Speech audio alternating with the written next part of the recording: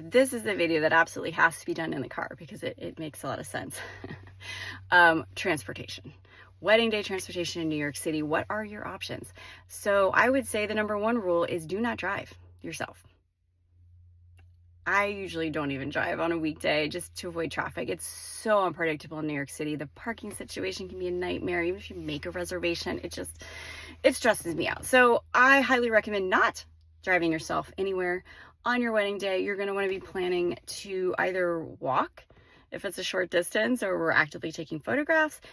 Subway is a possibility, though not everybody wants to, and that's fine, but it can make for great photographs.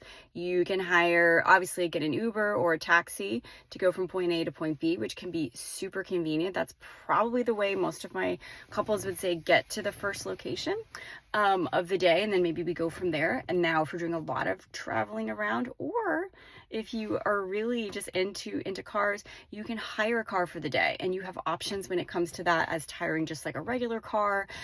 You can, and with the driver, obviously, you can hire a larger vehicle if there's going to be a number of us. You can get a limo. You can get a small party bus. I have seen all of that work really well depending upon the situation, how many guests you have. And also one of my favorites, the vintage taxi. I mean, there's nothing more New York than hiring the vintage taxi. Film Cars is who I usually work with. And again, I know I mentioned a few vendors in these, but I'm gonna have a list that's gonna be linked to my welcome sort of link in bio area where you can see some of the vendors that I recommend. But Film Cars is really fun. Vintage taxi, you can't go wrong with that. I mean, I guess you could, but anyway, especially if you're going to be wanting to go from different locations and you want a really classic experience, it's just really fun to have that as an option. But if you're less interested in that, then simply hire your car for the day can be a godsend in the winter.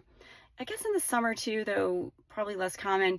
But if it's going to be really hot and we're going to multiple places, you have a nice, cool car waiting for you. That's really nice. Hiring a car also allows you to leave your items, extra shoes. I can sometimes leave my camera bag if we're just running out for a quick photo. You can even keep, beverages in there. Usually the limo will come with, beverages, but even a regular car, you could keep like a cooler with drinks if it's going to be really hot that day. It certainly can make it much more enjoyable, especially if you're transporting a group of people. If it's really just us, like so me and my assistant and the couple, most of the time just taking Ubers or maybe the subway works out the best. It really just depends on your plans. In some cases, the subway is the absolute fastest and best option depending upon where we're going. But hiring a car for the day can be a good idea. It could also be a disadvantage too. But again, this depends on what we're trying to do. And sometimes it has been overkill. However, in the winter, it's really great because that gives us a chance to warm up somewhere. Let me see what else transportation wise. Oh yeah. Recently we took a ferry. Actually I did a ferry last year as well. Apparently they're also quite dirty, which we kind of learned the hard way, so you have to be careful. But there are ferries that go all around Manhattan, actually. So I guess you could say boats could fall under that category of transportation. In this case, we were going specifically from New Jersey into New York City, which is not a bad idea, especially if you live there. It's a quick way to get, especially to Lower Manhattan. And then also from Lower Manhattan, you can get over to Dumbo and to Governor's Island, which is really fun, into two other places. And last summer we were going from we did City Hall, and then we went to the Seaport area to hop on the ferry to go to Red Hook. So that was a really fun one as well. Very quick ferry ride. I mean, just shocking how fast it was. I have it a few couples take helicopters. That's something I usually don't participate in, but that's more like just for fun or for some photos and as an experience instead of like actual transportation. But let's see, are there any other choices? Train, so mostly subway. Haven't needed to take like the train. But there are quite a few options in New York City. Oh, pedicabs. I forgot. I didn't write that one down. Pedicabs. So pedicabs could be useful if you have guests who have mobility issues inside of Central Park. That would probably be the main place I'd recommend that. They could pick them up at their hotel and bring them to Central Park. It will not be inexpensive, but it could be really helpful if you have somebody who has trouble getting around.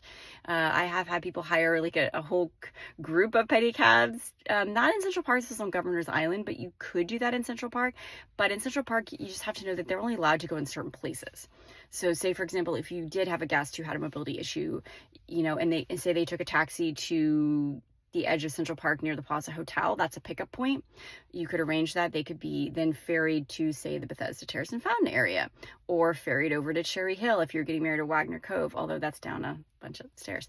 So anyway, definitely ask me if you have any questions like that relating to specific guests' needs or abilities in certain locations, that we can come up with a plan that will make it so that they can have a great experience as well. But you do have that pedicab option. And then of course there are carriages, which I know is controversial for a lot of people. Not so much for transportation. That's really more just for photographs.